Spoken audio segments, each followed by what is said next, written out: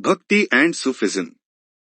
The Bhakti and Sufi movement in India started towards the end of the 12th century and continued till the 18th century. It was a part of the Bhakti movement in India which created an atmosphere for the development of a society that was independent of the caste system, rituals and sacraments. It is believed that it had started as an individual's aspiration for spiritualism, but by the time it ended, it had reformed the whole of India. The Bhakti and Sufi movement in India was a very long process. The Bhakti and Sufi movement was the result of resentment of people against the caste system, rituals and sacraments. These movements had their influence on the social structure of India. The Bhakti movement in India was a process that took place for over 400 years. The Bhakti movement in India was started by the Sufi saints who were from different parts of the world. They came to India and preached the message of love and devotion to one God. The Sufi saints were against the caste system and the rituals and sacraments associated with it.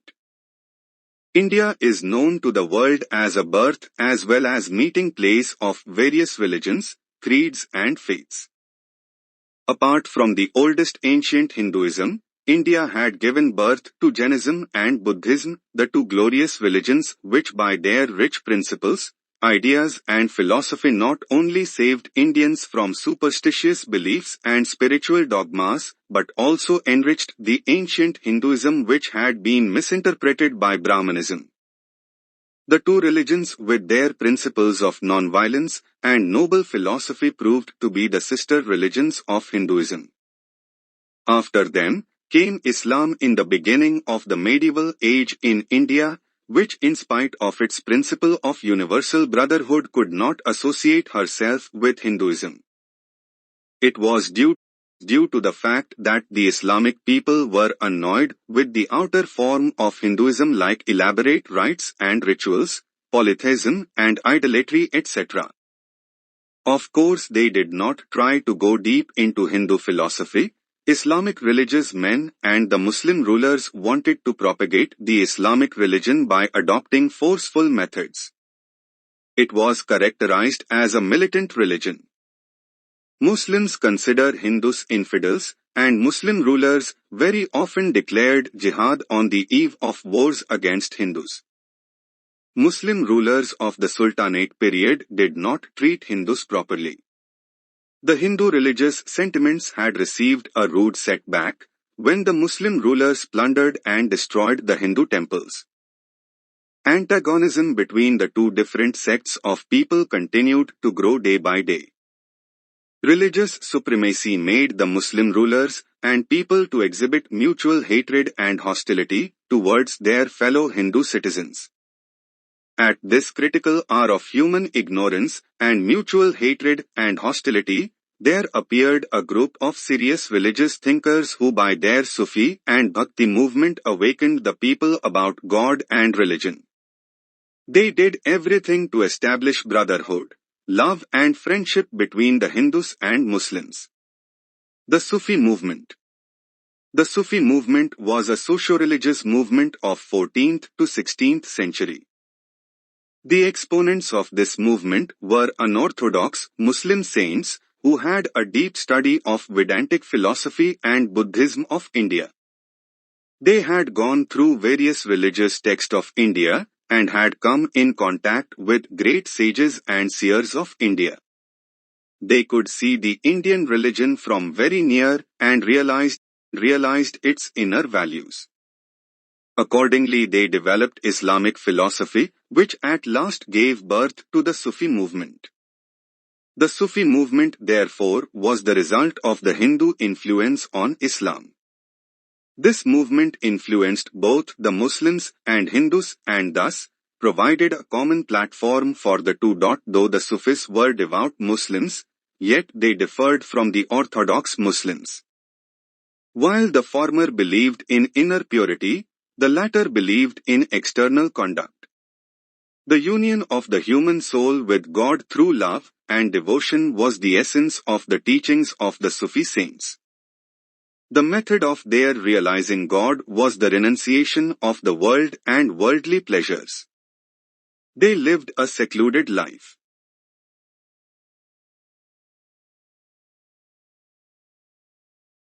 They were called Sufis as they wore garments of wool, suf, as their badge of poverty.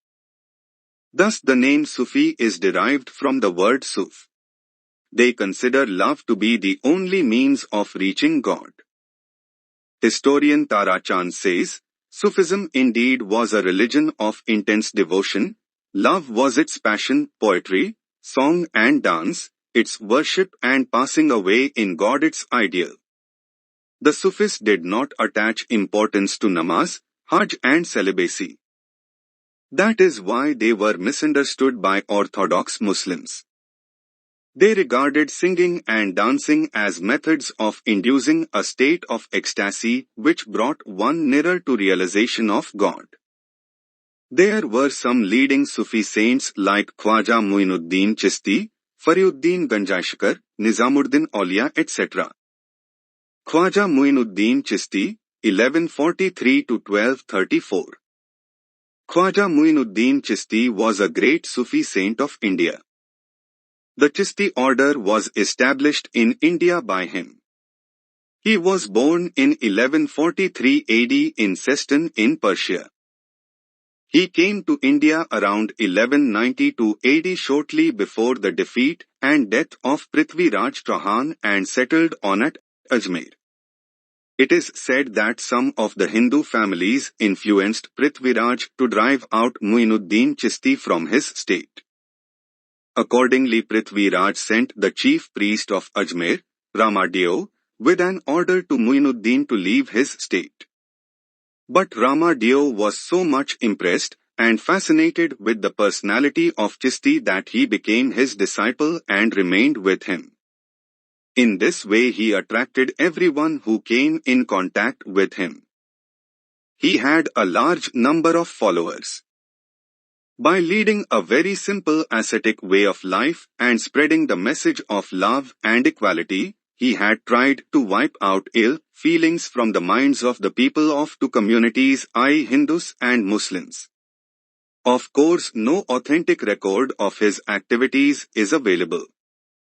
He did not write any book, but his fame rose with the fame of his successors. However, living for a long period of more than 90 years and spreading the message of love and universal brotherhood, he breathed his last in 1234 AD. Fariduddin Ganjaishkar, 1176–1268.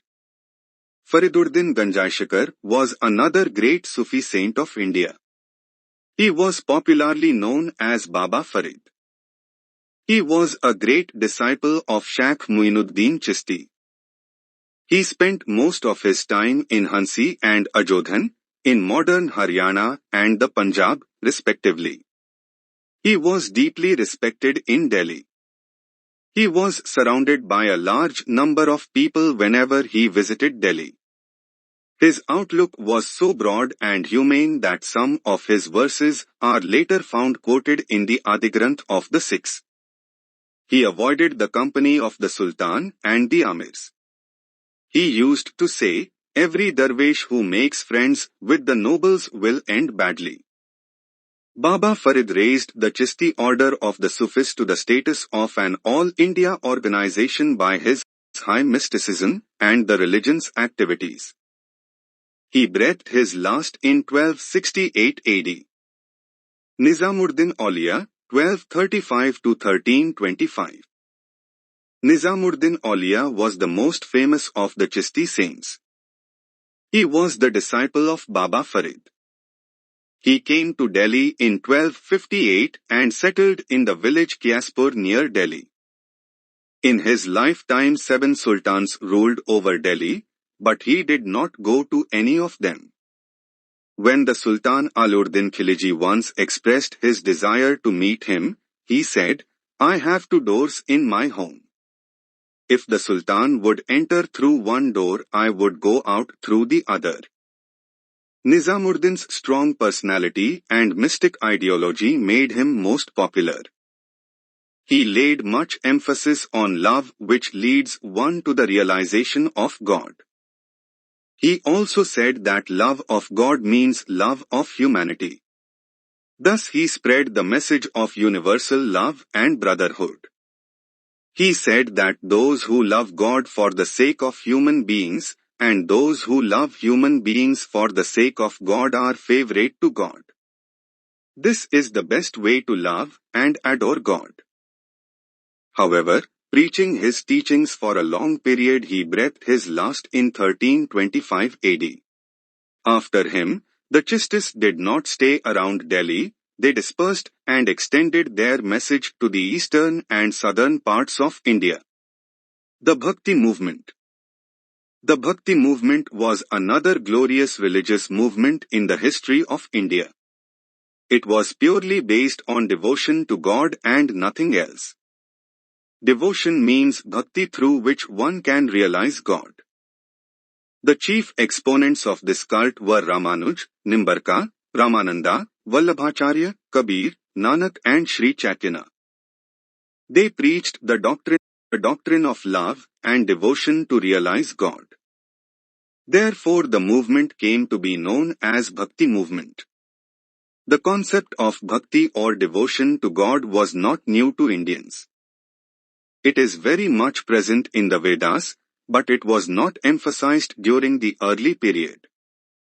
Much later during the Gupta period, when the worship of Lord Vishnu developed, many holy books including the Ramayana and the Mahabharata were composed depicting the love and mystical union of the individual with God. The Ramayana and the Mahabharata, though written earlier, were rewritten during the Gupta times. Therefore bhakti was accepted, along with jnana and karma, as one of the recognized roads to salvation. But this way, marga, was not popularized till the end of 14th century in India. However, the development of bhakti started in South India between the 7th and the 12th century. During this period the Shaiva Nayanars and the Vaishnavite disregarded the austerities preached by the Jains and the Buddhists and preached personal devotion to God as a means of salvation. They also disregarded the rigidities of the caste system and unnecessary rites and rituals of Hindu religion. They carried their message of love and personal devotion to God to various parts of South India by using the local languages. Although there were many points of contact between South and North India, the transmission of the ideas of Bhakti saints from South to North India was a slow and long drawn-out process. It was mainly due to the fact that Shaiva Nayanars and the Vaishnavite Alvars preached in the local languages, and use of Sanskrit language was still less. However, the ideas of bhakti were carried to the north by scholars as well as by saints. Among these mention may be made of Namdeva, Ramananda, Ramanuj, Nimbarka, Vallabhacharya etc. Namdeva was a Maharashtrian saint who flourished in the first part of the 14th century. He was a tailor who had taken to banditry before he became a saint.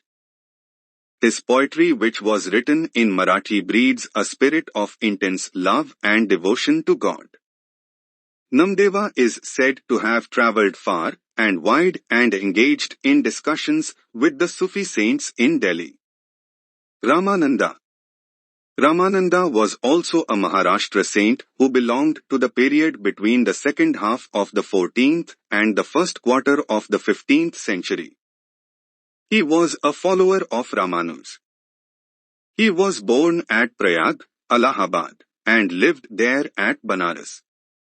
He was a great devotee of Lord Ram, and therefore he substituted the worship of Ram in place of Vishnu. He was dead against caste system in India. He picked up disciples from different castes of Indian society. He taught his doctrine of bhakti to all the four varnas, and disregarded the ban on people of different castes cooking or eating their meals together. Among his disciples there were a cobbler, a weaver, a barber and a butcher. His favorite disciple was Kabir, who was a weaver. His disciples also included women like Padmavati and Sursari. He was broad in enrolling his disciples. Ramananda founded a new school of Vaishnavism based on the gospel of love and devotion. He laid stress on the worship of Ram and Sita. He preached in Hindi instead of Sanskrit. Thus his teachings became popular among the common men. Ramanuj was a great preacher of Bhakti cult. He flourished in the early part of the 12th century. He belonged to South India. He was a follower of Vaishnavism. His great disciple was Ramananda. He preached that devotion to God was the only way to attain salvation. He disregarded caste system and lied to be entertained by the low caste people. Nimbarka was another great preacher of Bhakti cult. He belonged to the south, but spent most of his life in Mathura. He was a great devotee of Lord Krishna and Radha. He preached the doctrine of self-surrender. Vallabhacharya was another distinguished preacher of the Bhakti cult. He was born in a Telugu Brahmin family in Banaras in 1479. He was a great devotee of Lord Krishna. He spent most of his time at Vrindavana, Mathura and Banaras and preached Krishna Bhakti or devotion to Lord Krishna. He was the founder of the Pushti Marga, the path of divine grace. He preached that the follower of Pushti Marga or the path of divine grace will definitely get the highest bliss. Besides these great preachers of Bhakti cult, there were other three prominent exponents of the cult who by their sincere efforts not only popularized the Bhakti cult but also immortalized themselves in the history of India. They were Kabir, Nanak and Sri Chaitanya. Kabir. Among those who was most critical of the existing social order and made a strong plea for Hindu-Muslim unity, the name of Kabir stands out. Kabir was a champion of the Bhakti cult.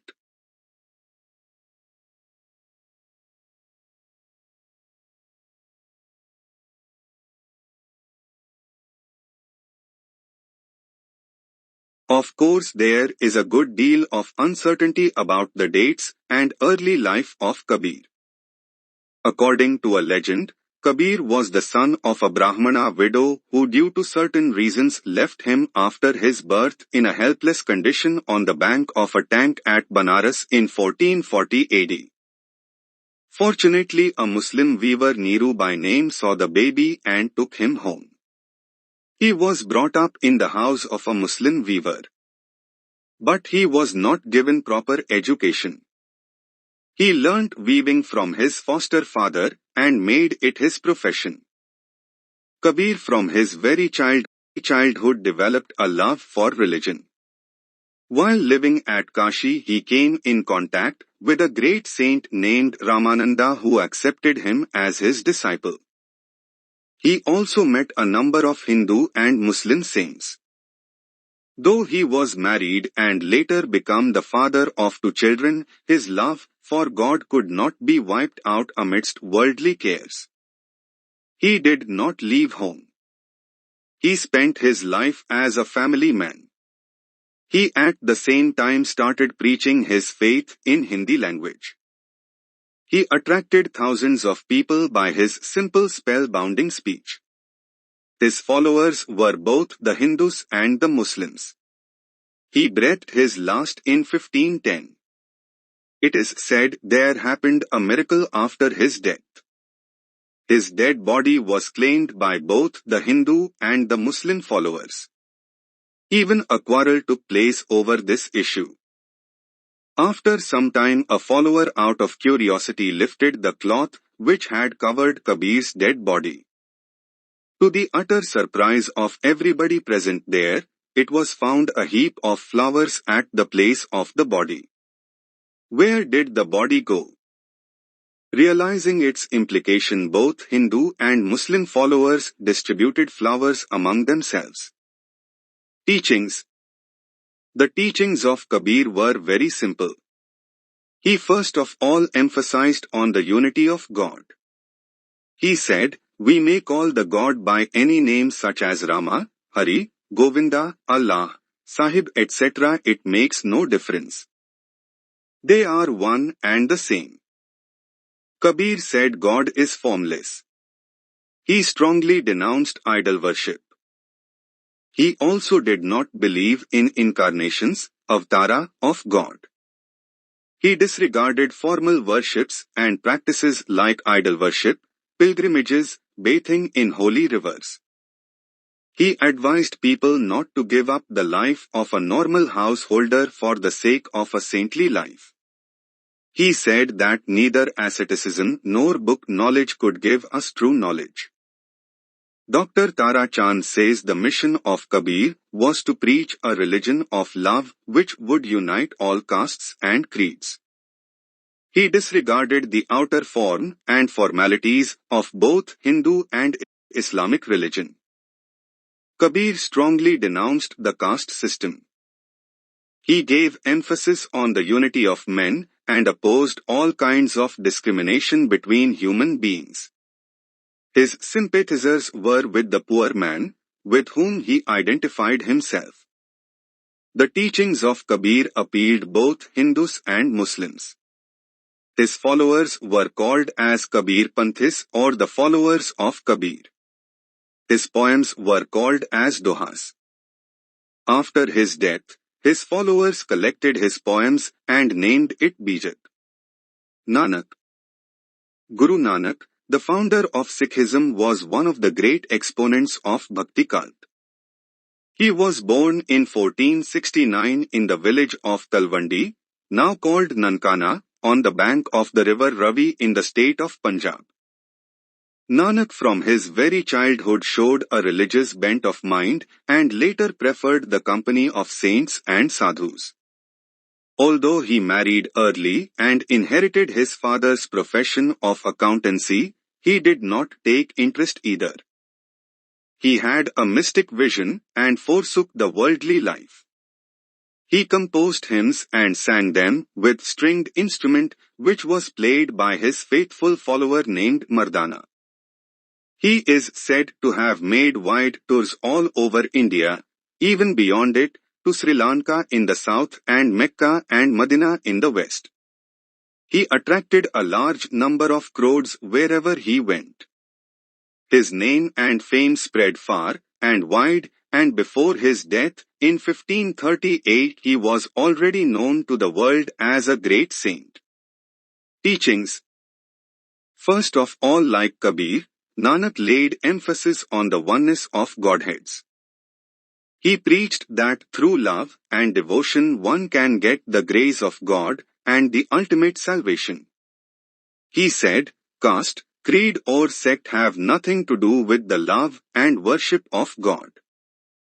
Like Kabir, he said, God does not live in any temple or mosque. One cannot realize him by taking bath in holy rivers or going on pilgrimages or performing rites and rituals. One can attain him by complete surrender. Therefore, like Kabir, he strongly denounced idol worship, pilgrimages and other formal observances of the various faiths. However, Nanak laid great emphasis on the purity of character and conduct as the first condition of approaching God. He also laid emphasis on the need of a guru for guidance. He spoke about the universal brotherhood of man. Nanak had no intention of founding a new religion. He only wanted to bridge the differences and distinctions between the Hindus and the Muslims in order to create an atmosphere of peace, goodwill, mutual trust and mutual give and take.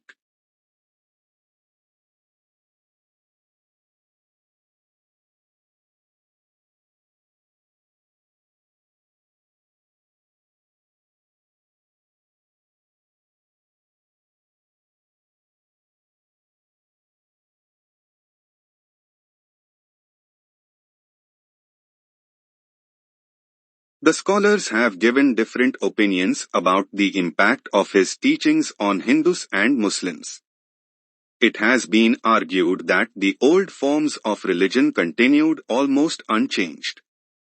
It also did not affect any major change in the caste system. Of course, his ideas in course of time gave birth to a new creed called Sikhism. However, in a broader sense it can be viewed that both Kabir and Nanak could create a climate of opinion which continued to work through the succeeding centuries. Their teachings had been reflected greatly in the religious ideas and policies of Akbar.